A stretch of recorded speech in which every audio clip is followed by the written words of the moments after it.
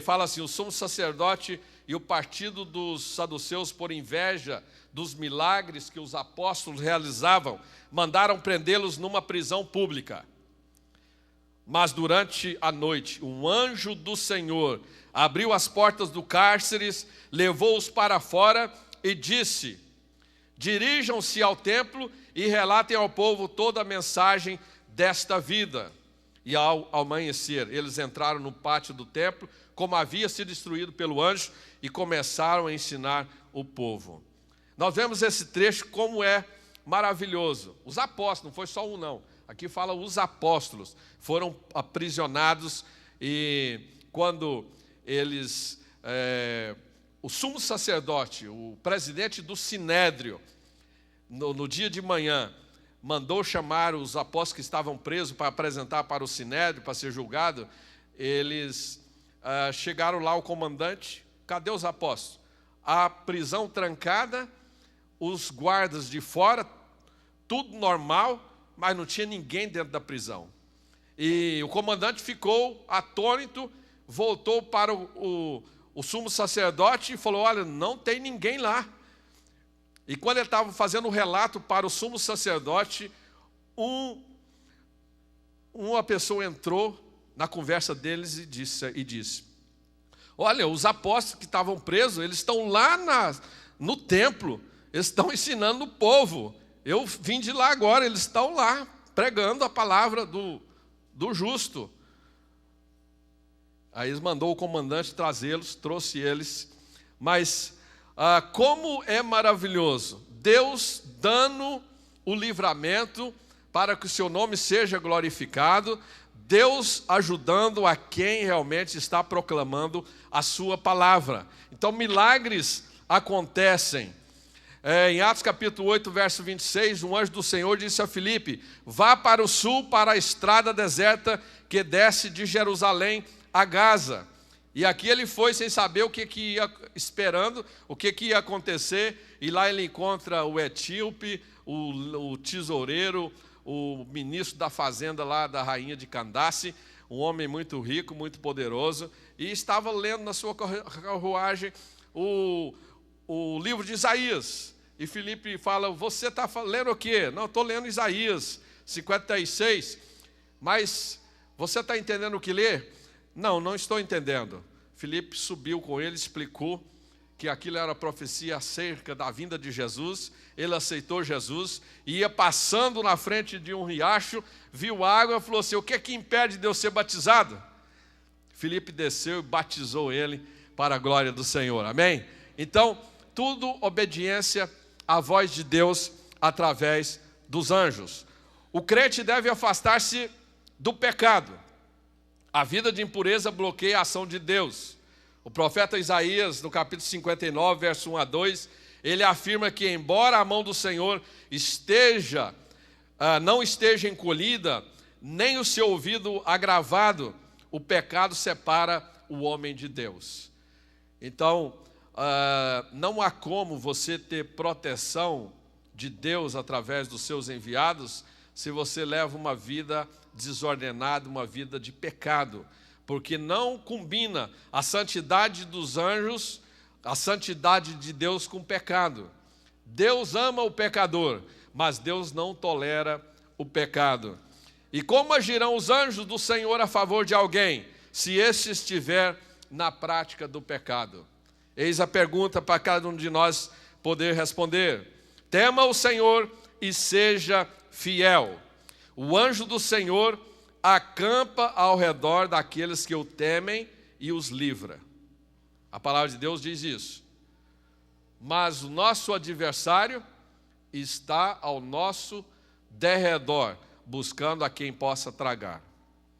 Agora, quem teme ao Senhor, quem ama ao Senhor, há uma promessa na palavra de livramento, mas não para aquelas pessoas que estão sendo infiéis com Deus. Por isso que há uma doutrina falsa girando por aí, que ela começou no início do 2º século, dizendo que cada um tem um anjo da guarda, e ele começa já no seu nascimento. Isso é mentira do diabo. Nós temos anjos às nossas disposições para nos servir. O anjo do Senhor acampa ao derredor daqueles que o buscam e daqueles que o temem. Amém? Então, se você teme ao Senhor, sinta-se privilegiado, porque tem anjos te protegendo. Amém? Tem anjos protegendo a sua família. Tem anjos protegendo o seu business. Fica feliz com o Senhor. Os anjos punem os inimigos de Deus.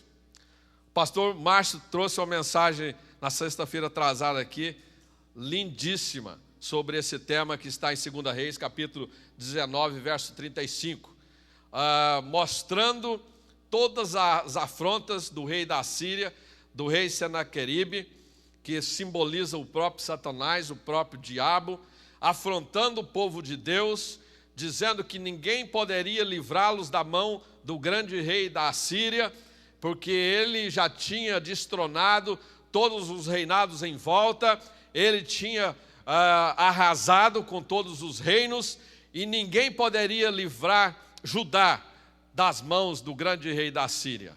E mandou o recado, mandou afrontas, mandou setas, mandou todas as palavras negativas para derrotar não só o rei Ezequias, mas para também derrotar a nação e os que serviam. Mas Deus usou o seu servo Isaías, profeta de Deus, para dizer que não desse ouvido àquelas vozes que estavam vindo da parte daquele diabo, daquele Satanás, mas que dessem ouvido à voz do Eterno, a voz de Deus, que ele garantia que haveria livramento para o povo de Judá. Que confiassem em Deus, que confiassem no seu livramento, por mais que a situação estivesse calamitosa, por mais que o seu ambiente, a sua circunstância, nada diz que vai ter vitória.